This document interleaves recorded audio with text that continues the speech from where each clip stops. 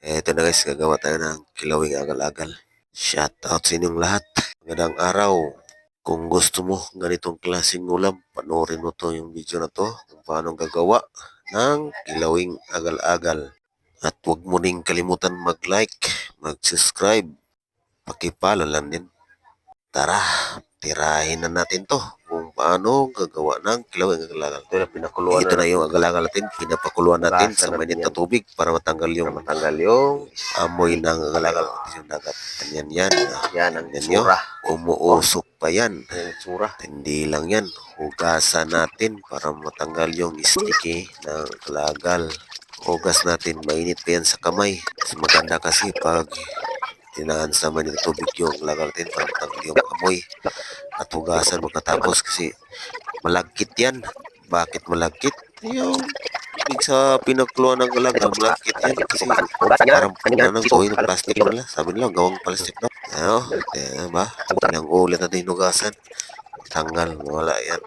Ayun na yan ang pinakamaganda. Hugasan natin, tapos pinakuluan.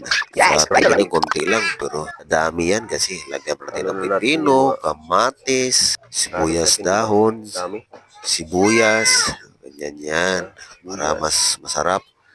Lalo na pag may mangga, masarap to. Pero wala tayong mangga, pipino lang ilagay natin muna. Kalamansi pa, para masarap. Tapos kailangan talaga may sili. Kasi pag walang sili, ay hindi mo malasahan talaga yung kilawin na alagal pag walang sili. Masarap talaga pag may sili. Kahit anong klaseng kilawin, dapat may sili talaga. Kasi para maramdaman mo yung sarap pag may sili. At timplahan na natin. Lagyan natin ng suka na yung may ano. Dagdagan pa natin suka. Ayan, yung kalamansi natin. Pisa-pisahin natin yan. Wala natin ihalo yung seeds ng kalamansi para si mapait pag makain mo yan. Ito na, timplahan na natin ng asin. Kahit maalat yung angalagal, maalat man yan. Kasi nuot man yung dagat, kaya maalat yung angalagal. Kailangan pa natin ng timplahan pa rin. Asin, bitsin, para mas masarap. Diba? Tingnan nyo. Kita nyo man kung gaano yan. Kasarap, guys. Takal pala ko, wala na. Parang gusto ko nang kainin. Kung para sa akin na masarap to. Hindi ko alam kung sa inyo kung masarap pa itong ganitong klaseng kilawin na agal-agal. Sa akin kasi pag itong ulam ko na maubos talaga kahit isang kwan pa yan. Dami pang kanin, ubusin ko talaga. Kasi masarap talaga para sa akin. Yan o, tikman muna natin ha guys. Kung gaano kasarap po yan. Halo-halo mo natin. Pero yung lasa, manut-nuot. Yan sa agal-agal natin. Sarap. Ganito lang guys. Diba? Ano, kakain ba yung ganito? Para sa akin, masarap talaga to. Tawag sa iba nito, agar-agar. Sa amin, agal-agal. Tingnan nyo naman, yung anak ko, kumakain ganito, yung agal. Yung anak kong ganito, gusto kasi pag ganitong klaseng ulam, kilawin agal-agal na. Kakain talaga yan. Yan talaga dabis. Alam na natin yung kamatis sa agal-agal lang gusto kasi sa kamatis, pipino. Ayan, gustong-gusto na talaga din ang kakainin na yung agal-agal. Kasi favorite na niya yung agal-agal. Isiparit natin kasi mangnang talaga yung sa akin. Yung ipipigain ko pa yung sili.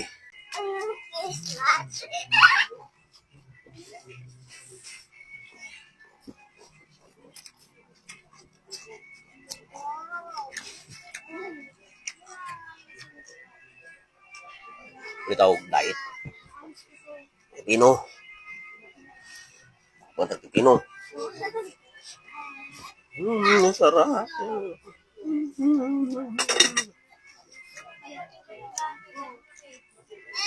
Ano yun? Yung ulang ko ngayon.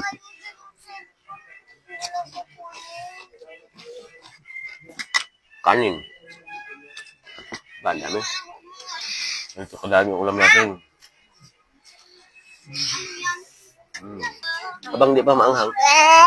Di ka ha? Kain ka.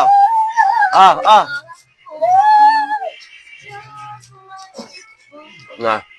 Tete. Pwede na. Pani sa'yo.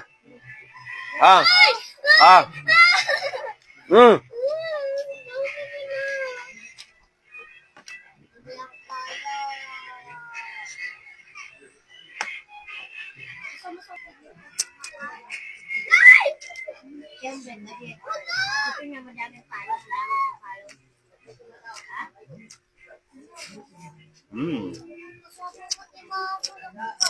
Mm.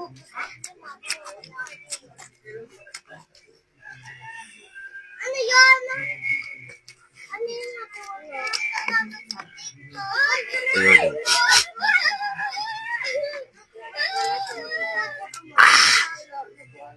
Akala ko hindi sunog.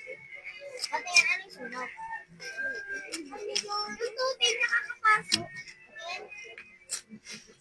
Yung tubig nakakapasok. Ito, dito. Tubig na nakakapasok.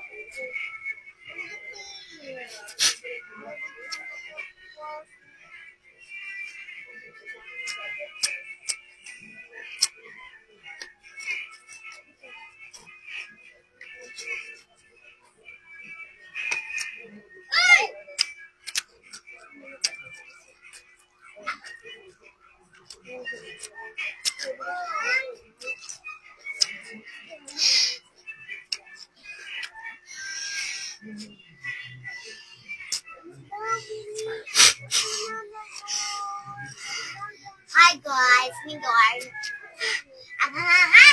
Hmm? Manghang? Apa na infect?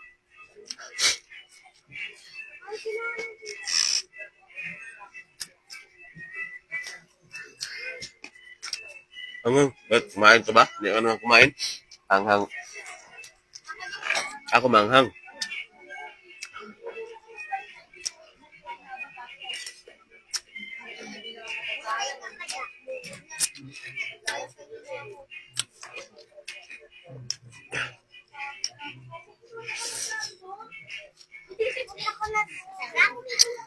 Ah.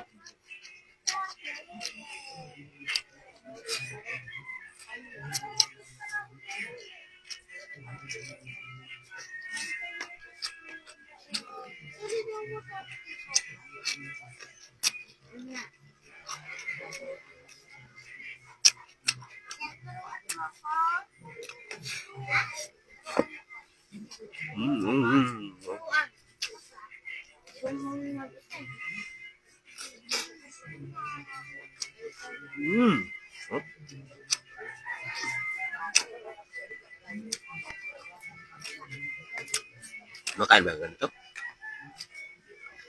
Ito, karne, ito na lang ako.